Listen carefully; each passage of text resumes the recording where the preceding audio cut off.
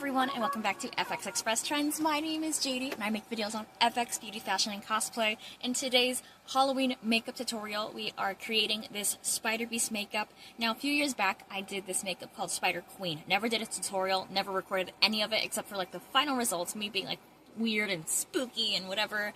And I love spiders. When it comes to Halloween, I love spiders, period. Like, it's my favorite spooky thing ever, and I want to show you guys how I created this super cool makeup. It's taken me all morning, almost all afternoon, and now that we're here, I feel really, really tired. I need more go-go juice. I need my energy drink. So if you guys want to follow along with how I created this makeup, keep watching the tutorial. Alrighty, for this makeup, I used the following products, which will be linked in the description box below for those of you interested. And if you are wondering, the majority of makeup brushes and tools here are used from elfcosmetics. So off camera, I used cleanser, toner, and moisturizer from the e.l.f. Pure Skin collection to prep my face before applying any makeup. Hydrate, don't dehydrate. And after a few sips of go-go juice, it is time to start with the brows. Whenever it comes to a new makeup look, I always start with the eyebrows. So here, I'm just lightly gluing them down and pushing the brow hairs into place so I can create a fine and definitive eyebrow shape. We'll be keeping them short and stubby, so no fun eyebrow shape this time, but I will make sure to fill them in. We're making them look as even as possible, even though they don't naturally sit as symmetrically as I'd like them to. And don't forget, make sure to tidy them up with a spoolie, remove any remaining glue residue with a clean wipe, a cloth, or a Q-tip. And here we're going to be filling them in with the NYX Ultimate Neutral Queen palette using a dense angled brush with this limited time MAC holiday collection. And don't worry about cleanup just yet, hun. I will make sure to correct them once I get my red foundation base on there. You know, this reminds me just way too much of my first time shaving my eyebrows off. And this Captain Spock eyebrow style was all I knew. Before applying any red paint to my face, I've got to prime using the e.l.f. Power Grip Primer. Now, everyone and their mother just swears by this primer, and I think it did a pretty good job considering the amount of water-based paint that I later apply all over the face and neck. And I am talking layers and layers of red and orange, honey. Anyways, I'm just thoroughly massaging the product onto my face with my fingers before applying the Planetoid Pro Face Paint by You Can Be. Finding the right tool to cover myself all over in face paint is difficult because I don't always get the right coverage, but right now I really like using this e.l.f. Putty Primer Applicator Brush alongside a generic blender and powder puff. So we're going to pack on the product and later set it with all of those tools. The Putty Primer Applicator Brush allows me to pack on and blend the product equally without worrying way too much about the makeup streaking or keeping my base evenly pigmented all over. I'm constantly touching up the base makeup throughout the process, and that's just because this was my first run through doing this makeup.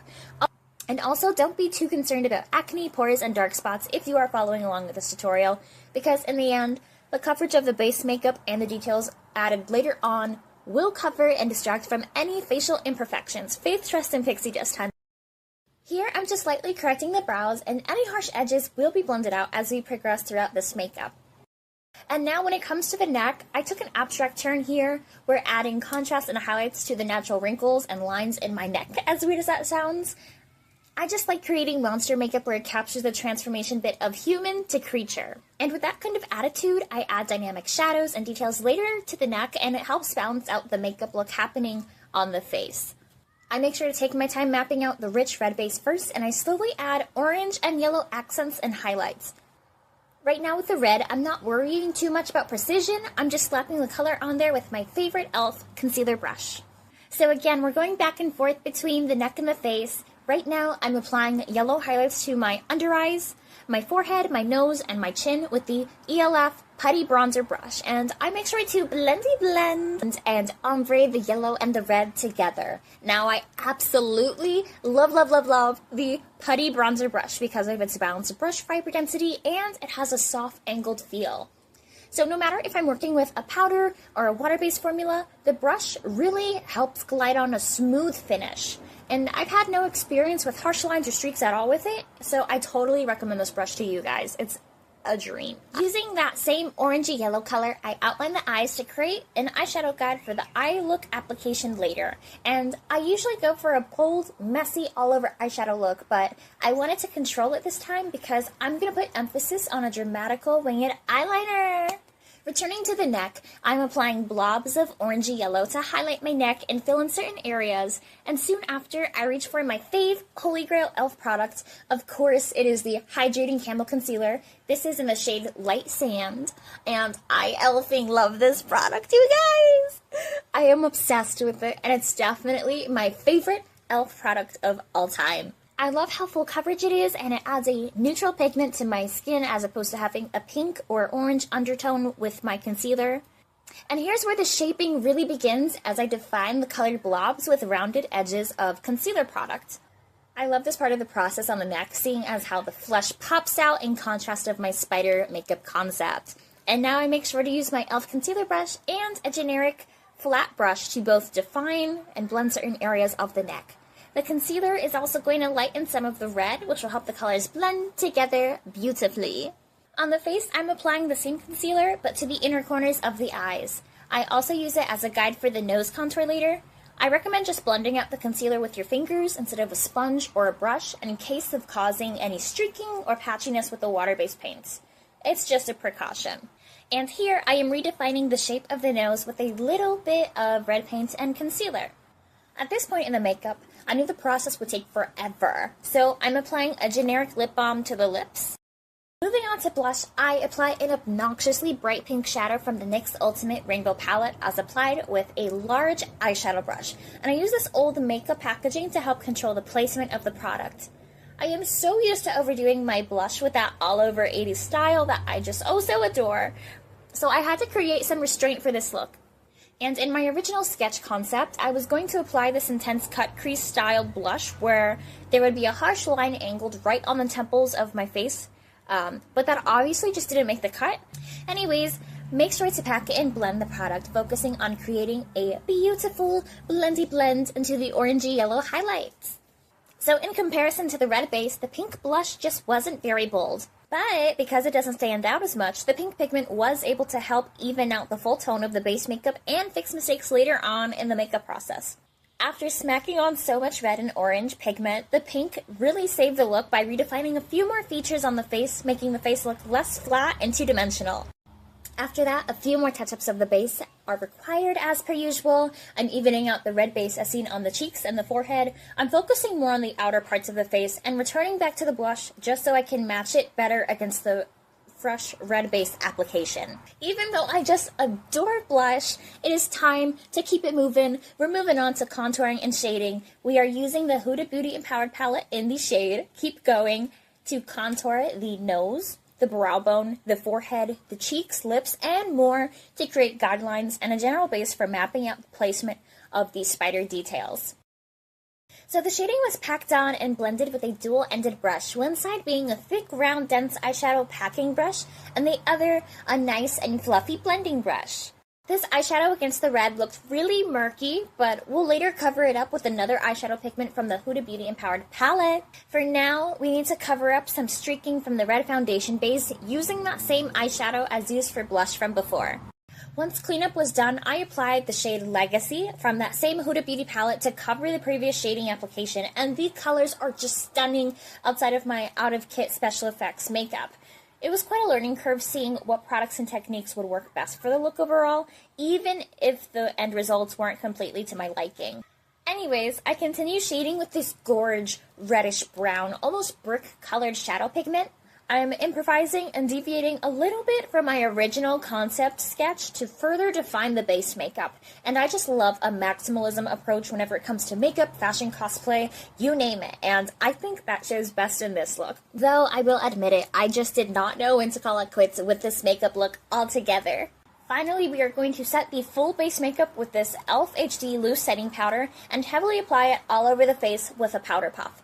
As a pro MUA, you know I gotta practice good hygiene, so here is my mixing palette. It is covered with a good amount of product, and as I'm patting on the product, I'm making sure to keep the product in tool sterile.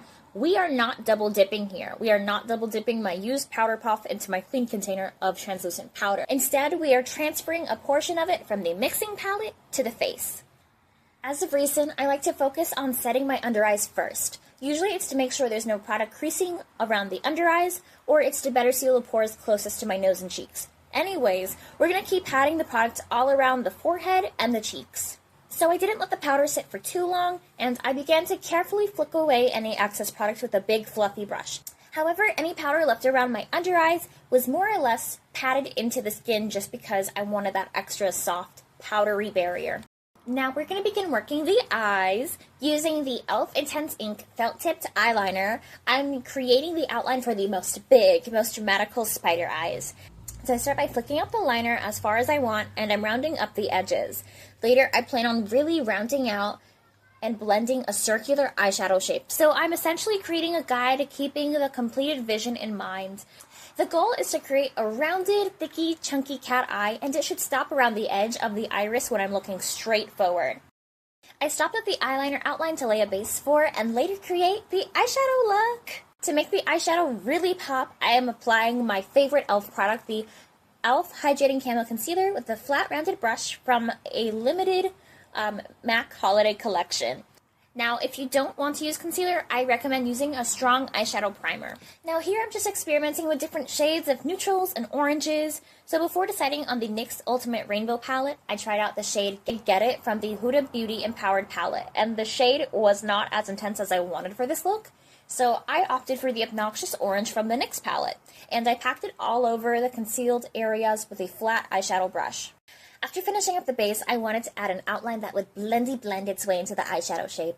I was thinking of using a subtle gray with a few bright undertones. The Huda Beauty Glowish Quad palette came to mind, but I was not ready for the intense green pigment to really shine through.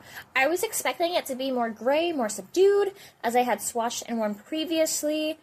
But maybe I just packed on too much product. I'm not really sure.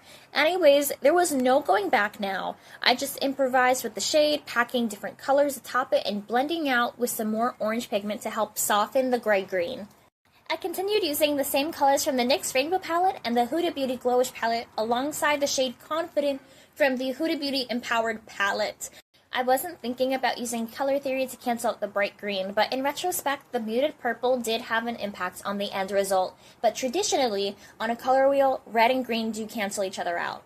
I'm really taking the time to apply the colors before the intense process of blending and reapplying, and I obviously did not think this eye look through properly, but I was able to salvage it in the end. When I was done with the eyes, I swept away any fallout with a small fluffy brush, and then I went back to work filling in the eyeliner with the same e.l.f. Intense Ink Felt-Tipped Eyeliner. I wasn't happy with the payoff of this eyeliner pen, but I still progressed through the entire look with it, and any recommendations for a good vegan and cruelty-free eyeliner pen are greatly appreciated. Please help a girly out. Stepping back into the Huda Beauty Empowered palette, I cover my angled brush in the shade Confident, and I sweep the product onto the under eyes and lower lash line. I feel like my face looks very naked, very baby, without a dark shadow or eyeliner completely around the eyes. And I do my best to darken up the eyes for almost every makeup look.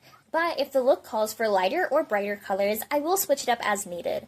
Anyways, to help blend the dark liner with the red base makeup, I used this coral pink shade from the NYX Ultimate Rainbow palette for a subtle transition to help blend the shades better.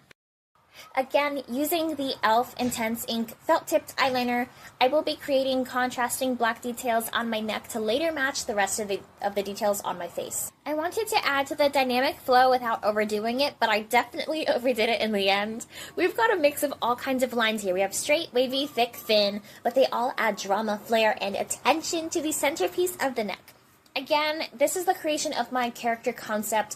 I love the process of the main character physically morphing into what could possibly be the most life-changing, eye-opening experience that they'll ever have. Honestly, everyone should just tap into that self-empowerment of main character energy because it is totally in their hun.